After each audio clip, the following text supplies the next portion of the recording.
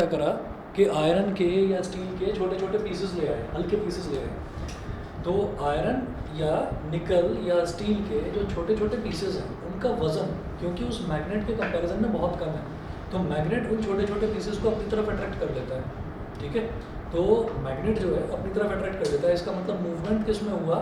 Movement उस particle में हुआ जो पार्टिकल हल्का है, जो लाइट वेटेड पार्टिकल है। ठीक है, और जो फ्री टू मूव है ये उसमें मूवमेंट हो गया। इसी तरीके से आप एक काम करेंगे कि अगर आप कोई एक वुडन ब्लॉक लेंगे, लकड़ी का टुकड़ा लेंगे, और लकड़ी के टुकड़े को आप स्केल से मेज़र करेंगे, मान लीजिए वो 6 सेंटीमीटर का है, तो आपने 3 सेंटीमीटर लेफ्ट से मेज़र करा और 3 सेंटीमीटर राइट से मेज़र करा। मतलब आपने बिल्कुल उसके मिड पॉइंट पर एक धागा बांध दिया और धागा बांध कर आपने उसको ऊपर से लटका दिया। लटकाओगे तो आप देखोगे कि वो बिल्कुल सीधा ही लटका रहेगा, सस्पेंडेड। सस्पेंडेड का मतलब क्या होता है? लटकाना किसी चीज़ को। तो वो इस तरह से सीधा लटका रहेगा, यहाँ पर आपने उसको बांध दिया। लेकिन वहीं दूसरी तरफ अगर मैं इसी तरीके से एक मैग्नेट ले लूँ और एक मैग्नेट को मैं ऐसे बीच में बांध दूँ ना, तो वो मैग्नेट सीधी नहीं लटकेगी। मैग्नेट क्या है? मैग्नेट थोड़ी सी टिल्ट हो जाएगी, मैग्नेट थोड़ी सी टेढ़ी हो जाएगी, मैग्नेट ऐसी हो जाएगी। इसका रीज़न क्या है? क्योंकि मैग्नेट जो है, मैग्नेट अपने आप को अलाइन करती है नॉर्थ और साउथ डायरेक्शन में। ठीक इसी तरीके से हमने मैग्नेटिक कंपास बनाया। मैग्नेटिक कंपास में कुछ भी नहीं करना है, घर पर भी बना सकते हैं। बहुत पतला सा आपने, बहुत लाइट वेट की आपने मैग्नेट की नीडल बना दी, सुई जिसको बोलते हैं, नीडल। ठीक है, और उसको आपने क्या करा, उसको आपने एक दूसरी नीडल के ऊपर फिक्स कर दिया, और फिक्स ऐसे करा ताकि वो घूम सके, ताकि वो गोल गोल घूम सके। जैसे कि स्पीडोमीटर होता है स्कूटर का, तो उसमें जो नीडल अटैच्ड होती है, वो नीडल ऐसे स्पीड के हिसाब से वो आगे और पीछे मूव कर सकती है। तो उसी तरीके की नीडल हमने लगाई मैग्नेटिक कंपास में, which is free to move. वो magnetic needle free to move है। तो ऐसा क्या है कि वो नॉर्थ की डायरेक्शन में ही पॉइंट करती है? ऐसा क्या है कि जो उसका टेल है वो साउथ की डायरेक्शन में ही पॉइंट करता है? कुछ तो रीज़न होगा इसका। वो रीज़न ये है कि अब वो फ्री टू मूव है मैग्नेट जो है, क्योंकि उसको हमने फ्री टू मूव ऐसे उसको अटका रखा है ऊपर। जैसे इसको लटका रखा था तो ये फ्री टू मूव थी, तो इस वजह से ये टेढ़ी हो गई मैग्नेट। नहीं तो जब इसको ज़मीन पर रखते हैं तो ये चुपचाप सीधी जिस डायरेक्शन में आप रखोगे वैसी रहेगी। ठीक, तो क्या है कि जो पूरी की पूरी अर्थ है ना, वो अर्थ भी एक बहुत बड़ी, एक बहुत ह्यूज मैग्नेट की तरह बिहेव करती है। और अर्थ का जो साउथ पोल है, अर्थ का पूरी जो अर्थ है, उस अर्थ को एक इमेजिनरी मैग्नेट मान लिया जाता है। क्योंकि अर्थ पर अगर कोई कहे भाई मैग्नेट कहाँ पर है, तो आप कहेंगे मैग्नेट तो कोई दिखाई नहीं दे रही है। ठीक है, तो पूरी अर्थ को एक इमेजिनरी मैग्नेट मान लिया जाता है।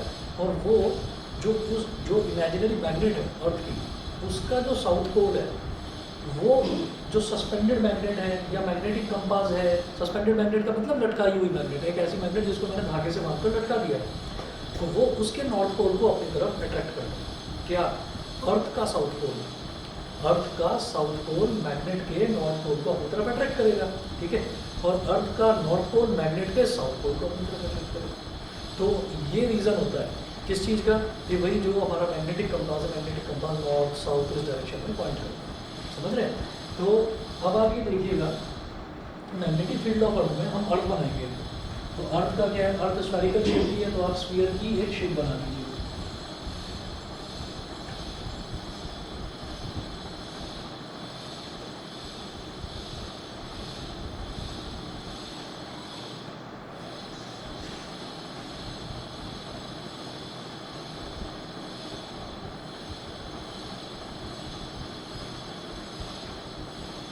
इस पर लिखेंगे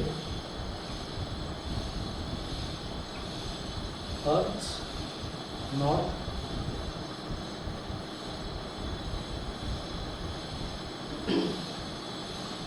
ब्रैकेट में लिखिए जियोग्राफिक नॉर्थ।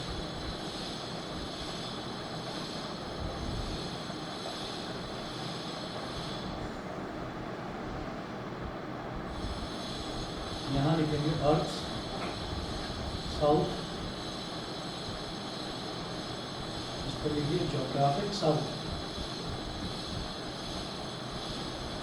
Geographic south.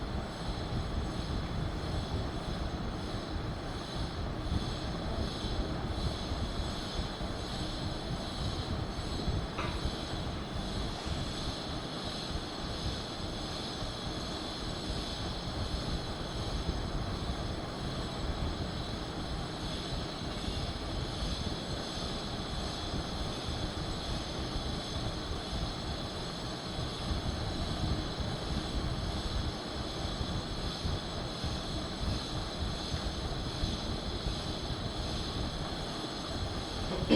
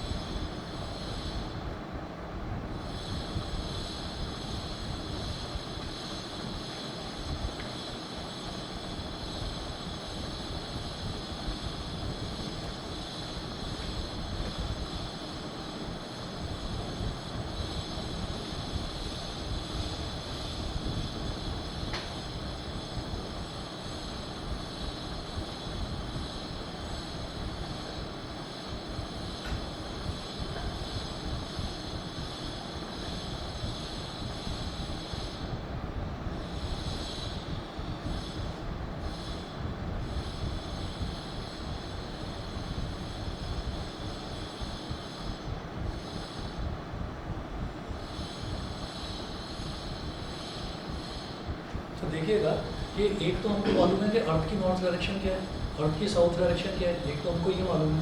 तो अर्थ की नॉर्थ डायरेक्शन ये हो गई जिसको मैं बोलता हूँ जोग्राफिकली। जोग्राफिकली क्या होता है, जैसे हम किसी भी रीजन को स्टडी करते हैं कि ये इस रीजन की जोग्राफी है कि यहाँ पर क्या होता है, यहाँ पर वीट बहुत ज़्यादा पैदा होता है ज़मीन पर। ये इस रीजन की जोग्राफी है कि यहाँ पर शुगर केन बहुत ज़्यादा पैदा होता है, यहाँ पर राइस बहुत ज़्यादा पैदा होता है। तो ये जोग्राफी का मतलब क्या है कि उस एरिया मतलब उसकी लैंड जियोग्राफी कैसी है, फिज़िकल प्रॉपर्टीज़ क्या हैं वहाँ की, क्या, और उसकी जो एटमॉस्फेरिक प्रॉपर्टीज़ हैं वो ये है कि हो सकता है किसी रीजन में गर्मी बहुत ज़्यादा पड़ती हो सकता है किसी रीजन में सर्दी बहुत ज़्यादा पड़ती हो। तो हमने जोग्राफिकली जो स्टडी करा, तो जोग्राफिकल जो डायरेक्शन है अर्थ के नॉर्थ की वो इस तरफ है, और उसके ठीक अपोजिट उसकी साउथ की डायरेक्शन हो गई। ठीक, तो हमने ये कहा कि जो पूरा अर्थ है उस पूरे अर्थ को भी एक इमेजिनरी मैग्नेट की तरह माना जा सकता है। तो इमेजिनरी मैग्नेट ये हो गई south pole of earth magnet. हमने ये कहा कि अर्थ भी अगर एक मैग्नेट है ना, तो अर्थ कहाँ पर होगी, अर्थ का साउथ पोल कहाँ होगा, उस इमेजिनरी मैग्नेट का, वो इमेजिनरी मैग्नेट जो हमें दिखती नहीं है।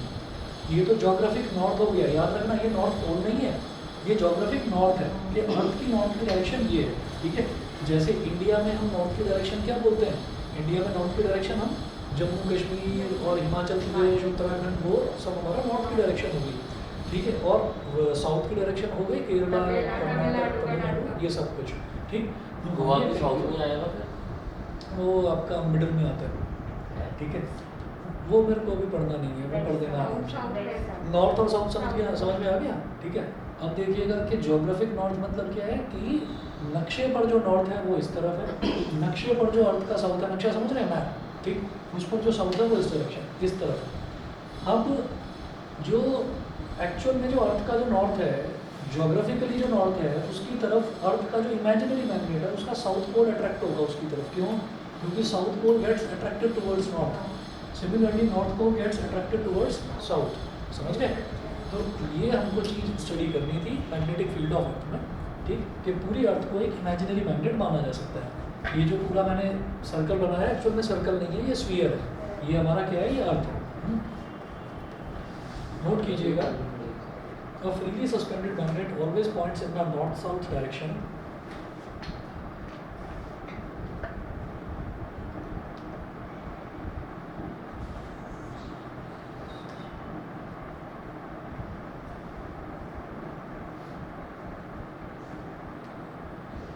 A freely suspended magnet always points in the north-south direction.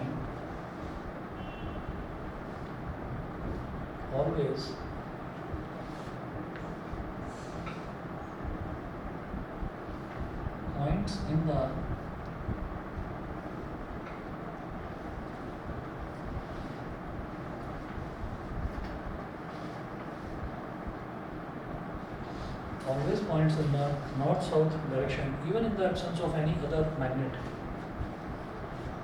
Even in the absence of any other magnet, even in the absence of any other magnet, ये हमने कोई मैग्नेट लगाई भी नहीं है, उसके बावजूद भी फ्रीली सस्पेंडेड मैग्नेट का मतलब वही कि जो मैग्नेट हमने ऐसे ही हवा में लटका दी, किसी धागे से बांध कर लटका दिया, तो वो भी नॉर्थ साउथ डायरेक्शन में अपने आप को अलाइन कर लेता है।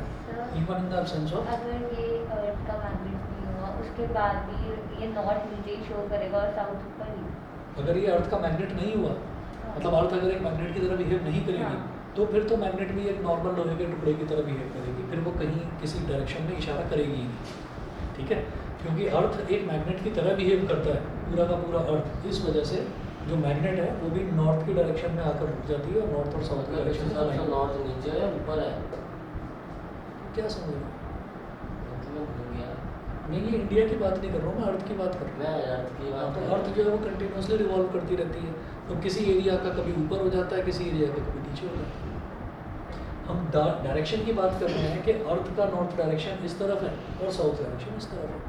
और ये जो हमने टेढ़ा दिखा रखा है, इस टेढ़े का मतलब क्या है? इस टेढ़े का मतलब ये है कि जो नॉर्थ है वो नॉर्थ हमेशा, आप ये कह सकते हो कि यहाँ दिखा देते और यहाँ दिखा देते, हाँ। ठीक है। इसको टेढ़ा इस वजह से दिखाया गया है कि नॉर्थ की जो डायरेक्शन होती है वो हमेशा अंदर की तरफ होती है। आप ये समझेंगे कि जब भी कभी हम मैप की बात करते हैं ना, तो मैप जो है मैप को ऐसे लटकाया जाता है, ठीक है। कभी भी आप देखेंगे कि मैप ऐसे लटका रहता है, लेकिन अगर मैप को स्टडी करने की बात आती है ना, तो मैप को हमेशा टेबल पर रखकर स्टडी करते हैं। मैप को दीवार पर लटका कर स्टडी नहीं करते।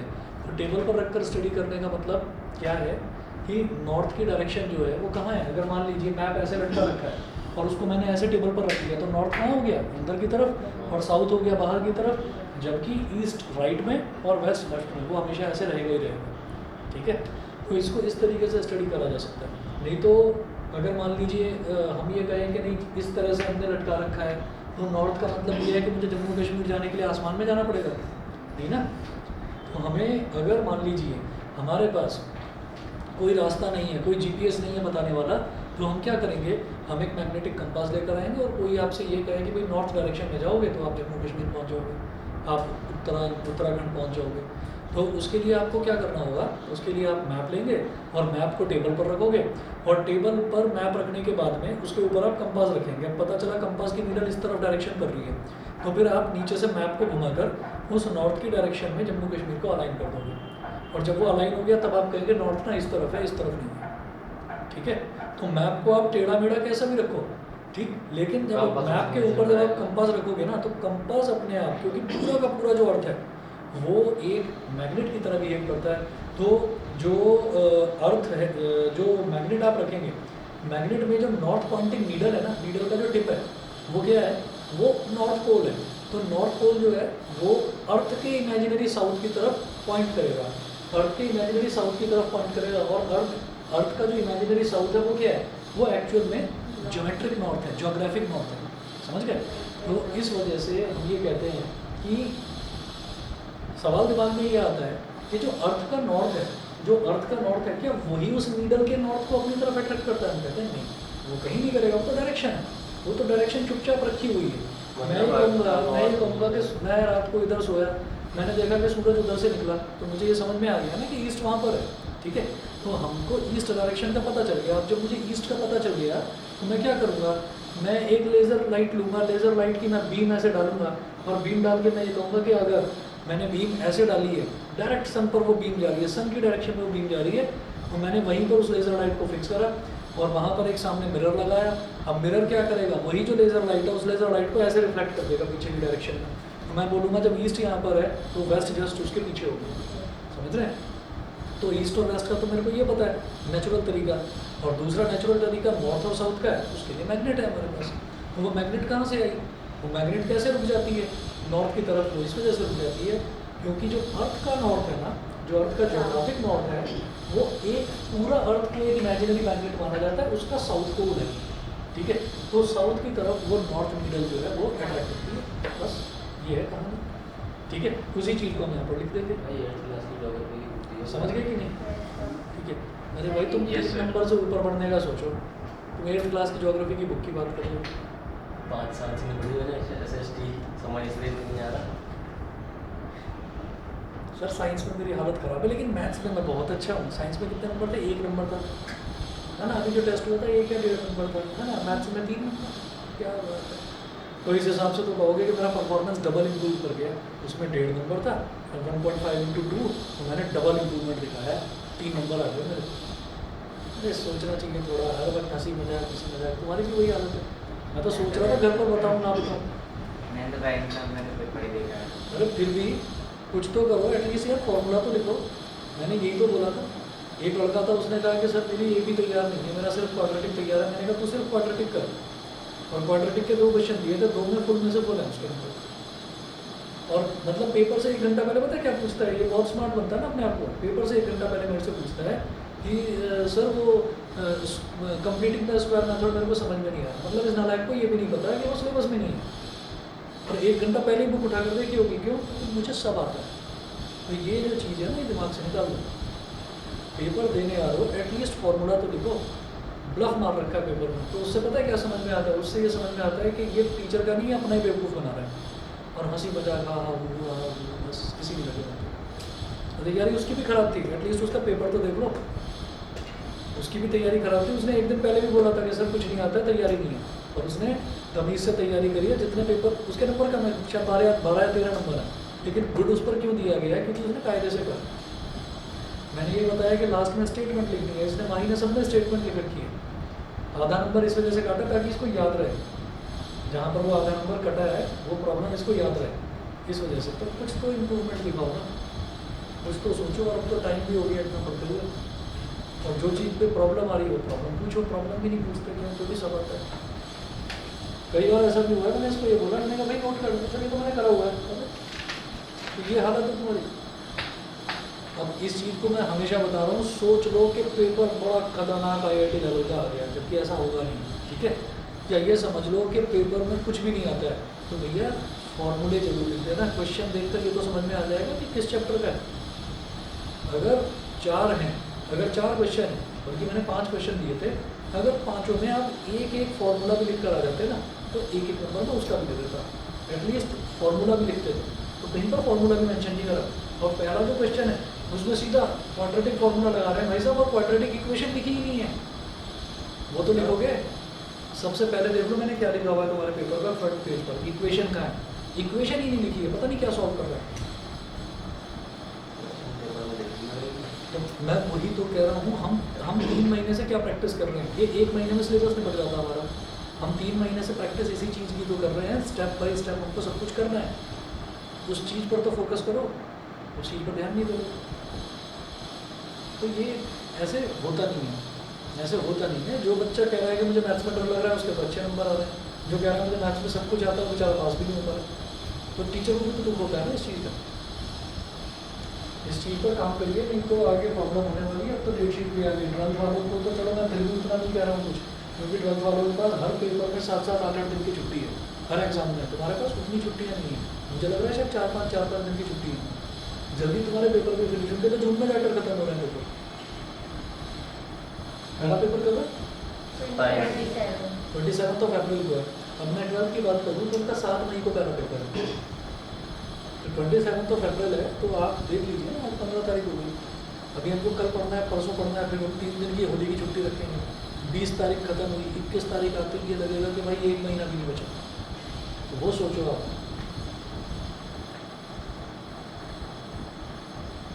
मतलब ये सिर्फ और सिर्फ इस चीज़ के लिए है कि हमारी तैयारी कितनी अच्छी हो रही है। अब उसको ये समझ में आ गया, उसके मार्क्स 19.5 है, मैं एक्सट्रीमली सेटिस्फाइड हूँ। उसके मार्क्स भी अच्छे हैं, उसको शायद महीना भर भी नहीं हुआ अभी ज्वाइन करे हुए, उसके मार्क्स भी अच्छे हैं। पर एटलीस्ट बच्चे को भी समझ में आता है, टीचर को भी ये समझ में आता है कि इस बच्चे को कहाँ से शुरुआत करनी है। तुम्हें शुरू से शुरू करना है, तुम्हें शुरू से शुरू करना है, तो करो उसको शुरू। और जहाँ डाउट आए पूछ लो, नहीं तो बहुत शर्मिंदगी उठानी पड़ती है, बहुत शर्म आती है। ये फालतू की बातें हैं कि मैं तो पेपर जो होगा उसमें बहुत अच्छा करूँगा। अरे भाई तुम यहाँ नहीं कर पा रहे, वहाँ क्या करोगे? एटलीस्ट राइटिंग तो ऐसी हो कि टीचर का मतलब कॉपी चेक करने का मन करे। उसकी राइटिंग ठीक है तो उसने पता नहीं क्या कर रखा है उस पर। तो ये हंसी मजाक छोड़ दो थोड़े टाइम के लिए, जिससे आपका नुकसान ही होगा।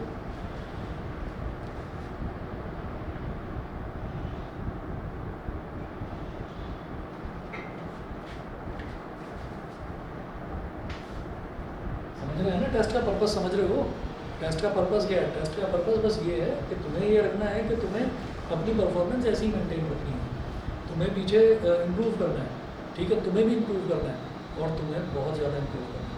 ठीक है, तो कभी भी ऐसा ना हो, क्योंकि क्वाड्रेटिक इक्वेशन में आप समझेंगे कि जो कंप्लीटिंग द स्क्वायर है, कंप्लीटिंग द स्क्वायर हट चुका है सिलेबस में, नहीं है। ठीक है, तो दोबारा ऐसा ना हो कि आप पेपर से एक घंटा पहले मेरे से पूछ रहे हो ये सर ये वाला मेथड समझ में नहीं आ रहा। तो भाई समझने की ज़रूरत ही नहीं है जब वो सिलेबस में नहीं है तो। उसके बाद में मैसेज आता है, उसके बाद मैसेज आता है तो सर फिर ना करूँ मैं इसको? भाई जब सिलेबस में नहीं है तो फिर मतलब किस तरीके की बातें पूछते हो? और दूसरा, जो प्रैक्टिकल प्रॉब्लम्स थी, प्रैक्टिकल प्रॉब्लम्स तक नहीं है, तो क्वाड्रेटिक इक्वेशन में आपका बचा ही क्या? क्वाड्रेटिक इक्वेशन में आपका मिड टर्म स्प्लिटिंग बचा, क्वाड्रेटिक फार्मूला बचा। और अगर इक्वेशन लिखी होती तो तुम्हारे 4 नंबर ज़रूर आ जाते। सही तो पूरा था। सही पता है गलती उसमें क्या थी? उसमें गलती ये थी कि जो बीच में ax² + bx + c होता है ना, तो b पहले से नेगेटिव दे रखा था और फॉर्मूले में भी b नेगेटिव, b के आगे नेगेटिव लगाया जाता है, तो वो नेगेटिव पॉजिटिव कर रहा था उसको। तो अगर तुमने इक्वेशन लिखी होती तो वो गलती तुमसे होती ही नहीं। इसलिए मैं कहता हूँ कि स्टेप बाय स्टेप लिखना ज़रूरी है। और स्टेप बाय स्टेप लिखने में अगर कुछ गलती भी होती है तो एटलीस्ट टीचर ये कहता है हाँ भाई इसने फॉर्मूला लिखा है, चलो आधा नंबर मैं इसको दे देता हूँ या 1 नंबर मैं इसको दे देता हूँ।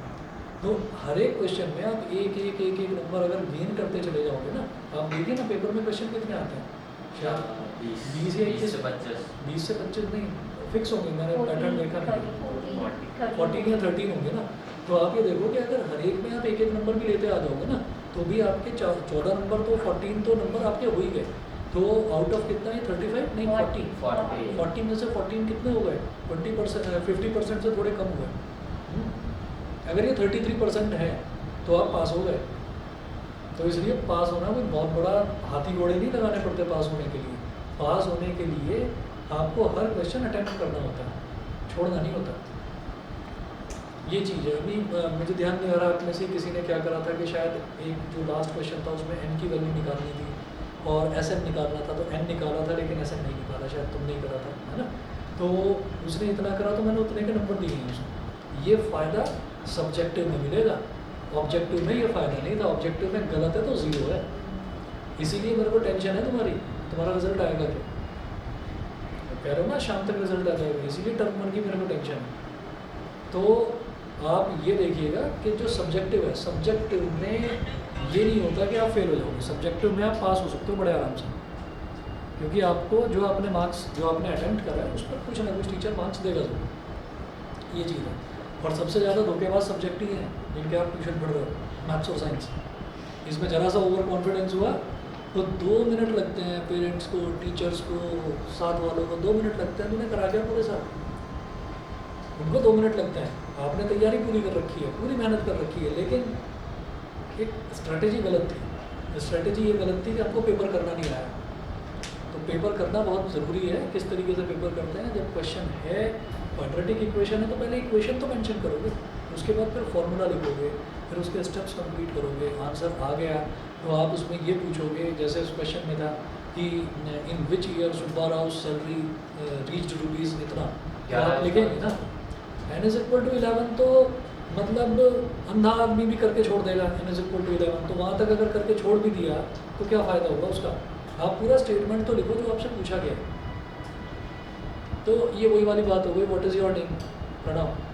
ठीक है, ये वो हो गया कि आपने बस कह दिया हाँ प्रणव नाम है। कोई पूछ रहा है व्हाट इज़ योर नेम तो बोलोगे ना माय नेम इज़ प्रणव। तो वो पूरा जो स्टेटमेंट है वो स्टेटमेंट लिखा जाता है, उस स्टेटमेंट का आधा नंबर होता है, याद रखो। ठीक है, वो स्टेटमेंट सिर्फ इसने लिखा। तो इसका साइंस का पेपर भी अच्छा था, मतलब इसका करने का तरीका अच्छा, साइंस का पेपर भी अच्छा था और मैथ्स का भी। और इसलिए आप लोगों से भी सबको मैं बता रहा हूँ तुम्हारा भी बहुत अच्छा तरीका है। तो इनका पेपर देखो आप, पेपर ने किस तरह से करा है। गैप लीजिए, जब आंसर लिखना है, आंसर लिखने के बाद 2-3 लाइन का गैप छोड़िए उसमें, उसके बाद नेक्स्ट क्वेश्चन अटेम्प्ट करिए। ठीक है, और थोड़ा सा ध्यान दो अपनी हैंड राइटिंग पर। अगर हैंड राइटिंग किसी की भी थोड़ी बहुत ख़राब आपको लगती है, खुद को पता चल जाता है मेरी राइटिंग अच्छी है या बुरी है, तो उस पर ध्यान दीजिए थोड़ा सा और ईमानदारी से करो। मैं आपका नेक्स्ट टेस्ट जो है वो 18 तारीख को, रंग किस दिन है, 18 को या 17 को? रंग किस दिन है? 18 को। 18 को रंग है। ठीक है, 18 के बाद आप होली होली खेलोगे, 19 में आपकी थक के बुरा हाल हो जाएगा। हम 20th को या 21st को टेस्ट रख सकते हैं एक बार। ठीक है, तो मैं बता दूंगा। और इन टेस्ट से हमको ये पता चल जाता है कि क्वेश्चंस कैसे हैं। क्वेश्चन में बनाकर नहीं दे रहा हूँ ऐसे कि मैंने खुद ही कुछ भी बनाकर दे दिया, नहीं। ये जो क्वेश्चंस मैं दे रहा हूँ ये CBSE में आ चुके हैं क्वेश्चंस, ये वो क्वेश्चंस दे रहा हूँ, ठीक है। तो इससे आपको प्रैक्टिस हो जाएगी कि आपको करना किस तरीके से। और फिर 2 ही घंटे मिलने वाले हैं, 2 ही घंटे मिलने वाले हैं ना, बोर्ड में 2 ही घंटे मिलने वाले हैं पेपर करने के लिए। तो अभी भी सोच रहा है, इसको ये नहीं पता 2 घंटे का पेपर, तो बता रहे तो सोच भी बाकी तो 2 घंटे मिलने वाले हैं। 2 ही घंटे मिलने वाले हैं। तो मैंने कुछ चाइनीज़ में बोल दिया था, या हिंदी छोड़ दो, तो हिंदी समझ में ही नहीं आ रही है। हिंदी नहीं है ना तुम्हारे पास? SST नहीं है, हिंदी आधी है। ये क्या है? तो भैया मैथ्स और साइंस में कुछ कर लो। अभी बता दिया ना अगर पेरेंट्स को ये नंबर, तो डांट पड़नी है तुम्हारी भी मेरी भी, कि क्या तो ये पढ़ रहा है और फिर मेरे से कहेंगे सर क्या आप पढ़ा रहे हो। तो मैं तो समझा सकता हूँ ना, आप मतलब समझो आप इस चीज़ को, इम्प्रूव करो। अगली बार बात करूँगा पेरेंट्स से अगर नंबर खराब आए तो। The shape of the earth's magnetic field, next point लिखिएगा।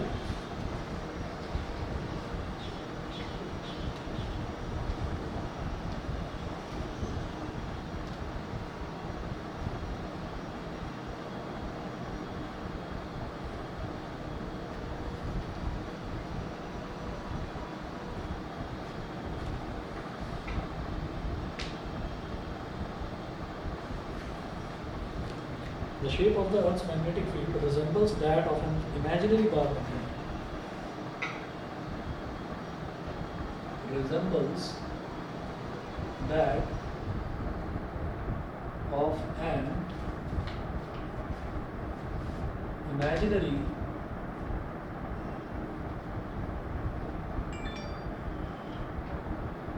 bar magnet. Resembles that of an imaginary bar magnet.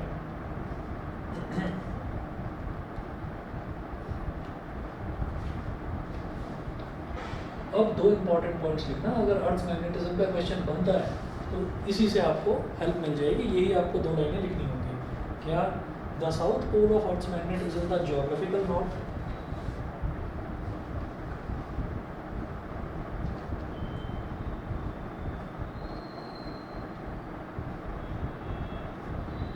The south pole of Earth's magnet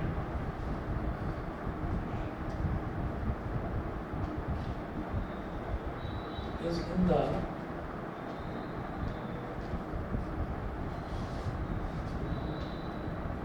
geographical north. Is in the geographical north because it attracts the north pole of the suspended magnet. Because it attracts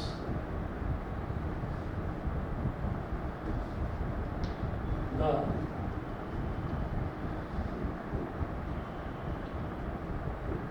north pole of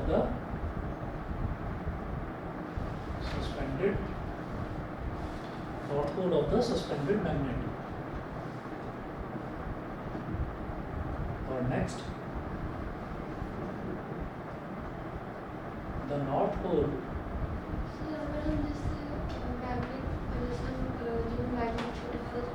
हाँ मैं अभी बता रहा हूँ, पहले 2 points note करो, मैं clear कर दूँ। The north pole of Earth's magnet is in the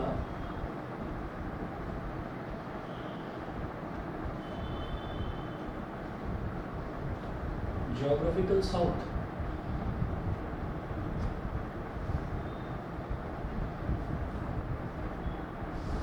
because it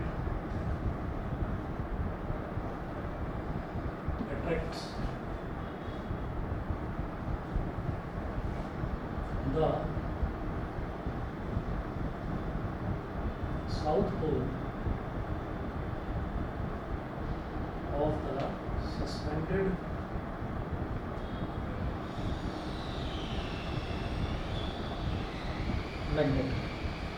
magnetic field of earth. अब आप ये देखिएगा कि मैंने जैसे डॉटेड ये बना दिया ऐसे साउथ और नॉर्थ। तो अब इसमें आप ये देखो कि यहाँ पर इसमें मान लीजिए इस तरफ कहीं पर इंडिया है, यहाँ पर कहीं पर इंडिया है, और यहाँ इंडिया में गाजियाबाद में हम बैठे हुए हैं। हमने एक मैग्नेट को लिया और लटका दिया,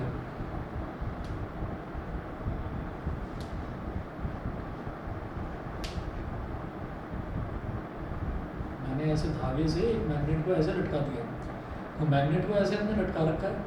अब मैग्नेट पर मेंशन्ड है कि मैग्नेट का नॉर्थ पोल किधर है और साउथ पोल किधर है, ठीक है। तो मैग्नेट किस तरफ हो जाएगा, एस,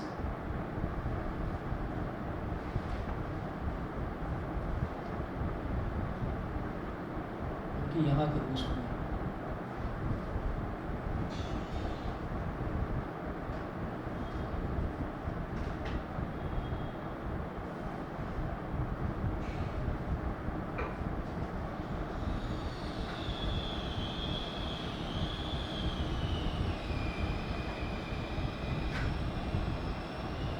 यहाँ लिखिएगा bar magnet on earth, bar magnet on earth. Earth पर मैंने कोई एक बार मैग्नेट लटका रखी है, कहीं पर भी कोई भी एरिया है। ये जो डॉटेड दिखाई दे रहा है ना, ये डॉटेड मैंने जो बना रखा है, जिसको मैंने लिखा है अर्थ इमेजिनरी मैग्नेट, ये दिखाई नहीं देता, ये दिखाई नहीं देता। तो क्या है कि मैंने इसको मैग्नेट को लटकाया, मैग्नेट को लटकाने से मैग्नेट तो थोड़ी टेढ़ी होगी, और टेढ़ी होकर हमने ये देखा कि इसका जो नॉर्थ पोल है, मैग्नेट का जो नॉर्थ पोल है वो इस तरफ को हो गया और साउथ पोल इस तरफ को हो गया। तो इसका मतलब क्या है कि जो मैग्नेट का नॉर्थ पोल है वो एक्चुअली अर्थ के नॉर्थ की तरफ ही इशारा करेगा, जो मैग्नेट का साउथ है वो अर्थ के साउथ की तरफ ही इशारा करेगा। लेकिन वो मैग्नेट टेढ़ी हुई क्यों? क्योंकि अर्थ अपने आप में एक इमेजिनरी मैग्नेट की तरह बिहेव करती है। तो उस इमेजिनरी मैग्नेट का साउथ पोल यहाँ पर है, उस इमेजिनरी मैग्नेट का नॉर्थ पोल यहाँ पर है, उस इमेजिनरी मैग्नेट का साउथ पोल इसके नॉर्थ पोल को अपनी तरफ अट्रैक्ट करता है, इसलिए थोड़ी टेढ़ी होगी। और उसका नॉर्थ पोल इस ओरिजिनल मैग्नेट के साउथ पोल को अपनी तरफ अट्रैक्ट करता है। तो क्या है, और वही जो हमने ये मैग्नेट लटकाई है, मैग्नेट मत लटकाओ, आप क्या रखो, आप एक मैग्नेटिक कंपास रख दो। तो मैग्नेटिक कंपास की जो नीडल है वो भी तो मैग्नेट की बनी हुई है, उस पर भी जो पॉइंटर एक तरफ हो रखा है वो नॉर्थ की तरफ इंडिकेट करता है, समझ रहे हैं। और जो उसका बैक साइड है, जो उसकी टेल है, वो साउथ की तरफ इंडिकेट करती है, समझ गए। तो वही चीज़ लिखा है, the south pole of earth's magnet is in the geographic north. Earth का साउथ पोल जो है वो ज्योग्राफिक नॉर्थ में है, ठीक है, ठीक, because it attracts the north pole of the suspended magnet, क्योंकि ये जो साउथ पोल है ये सस्पेंडेड लटकी हुई मैग्नेट के नॉर्थ पोल को अपनी तरफ अट्रैक्ट करता है, ठीक है। तो आप बस इस तरह से याद रखना, N S N, north south north इस तरफ, और नीचे साउथ नॉर्थ साउथ इस तरफ, ठीक है। ये जो डॉटेड है ये अर्थ की इमेजिनरी मैग्नेट है, ठीक है। ये ज्योग्राफिक नॉर्थ, ये नॉर्थ पोल नहीं है, ये ज्योग्राफिक नॉर्थ है, ये ज्योग्राफिक साउथ है। ये इमेजिनरी मैग्नेट का साउथ पोल, ये इमेजिनरी मैग्नेट का नॉर्थ पोल। ये असली मैग्नेट जो हम लटकाते हैं किसी भी जगह पर, हम कहीं पर भी, अमेरिका में, अफ्रीका में, एशिया में, कहीं पर भी है, वहाँ पर हम लटकाएंगे तो वो इशारा उसी तरफ करेगा जहाँ पर अर्थ का साउथ पोल है, अर्थ के मैग्नेट का साउथ पोल, समझ गए, क्लियर है। ये होता है हमारा मैग्नेटिक फील्ड ऑफ अर्थ। बताइए भाई, अमन क्लियर है? Yes sir. ठीक है, चलिए इसके बाद जो नेक्स्ट टॉपिक है, नेक्स्ट टॉपिक नोट करेंगे,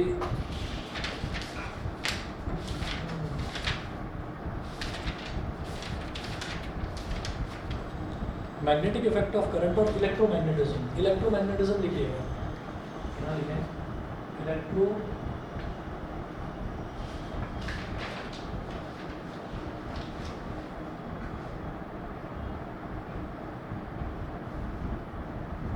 इलेक्ट्रोमैग्नेटिज्म। इलेक्ट्रोमैग्नेटिज्म में नोट करिएगा, a current flowing in a wire always gives rise to a magnetic field.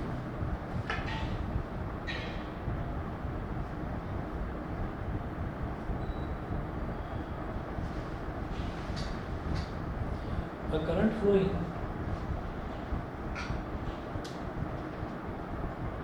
in a wire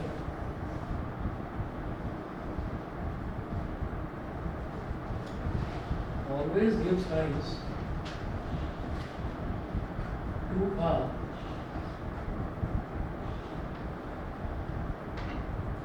gives rise to a magnetic field around it,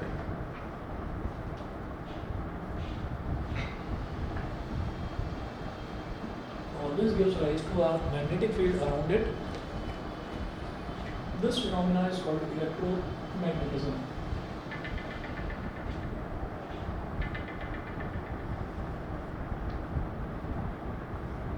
This phenomena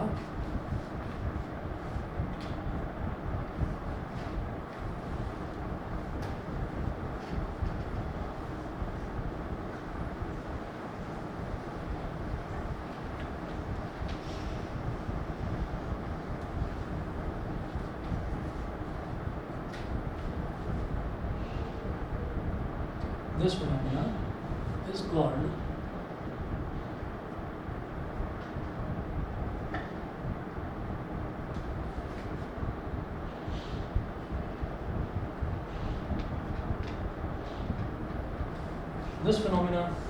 electromagnetism. इसमें एक आप diagram बनाएंगे,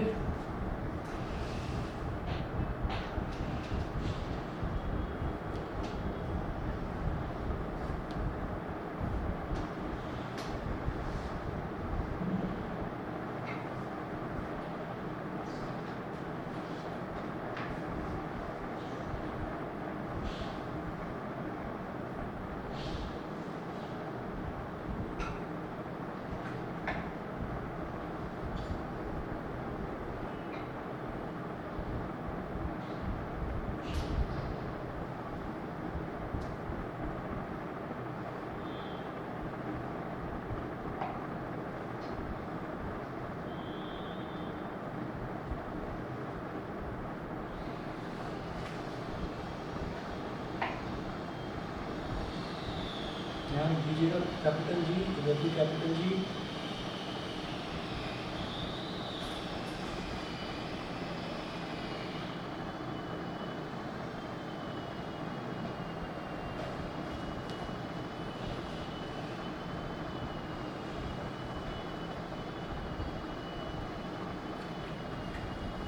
capital G मत लिखो, हटाओ, गलत लिख दिया मैंने, पीछे ऐसे कर देना।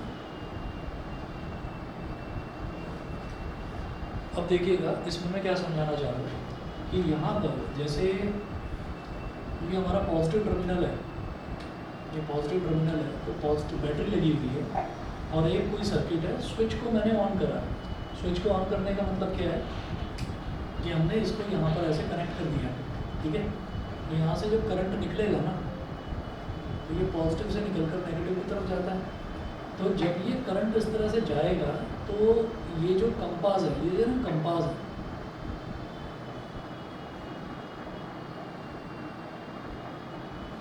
It will show